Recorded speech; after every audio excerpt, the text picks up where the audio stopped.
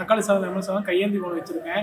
மழை வெயில் வந்தால் என்னால் தாக்கு பிடிக்க முடியாது. சாதாரண கடையில் படுதா வாங்கினேன். 3 மாதத்துல எனக்கு போயிடுச்சு. அதுக்கப்புறம் எனக்கு தெரியாது. எங்கள் ஃப்ரெண்டு மூலிமா சொன்னாங்க. அவங்க எங்கள் தார்பாய் வாங்கியிருக்காங்க. வாங்கி 5 வருஷம் ஆகுது, 10 வருஷம் ஆகுது, இன்னும் நல்லா இருக்குன்னு சொன்னாங்க. ஆனால் இது ஃபஸ்ட் டைம் வந்திருக்கேன். எனக்கு தார்பாய் ரொம்ப பிடிச்சிருக்கு. இவங்க வாங்கினதெல்லாம் வெளிநாட்டில் வாங்கியிருக்காங்க.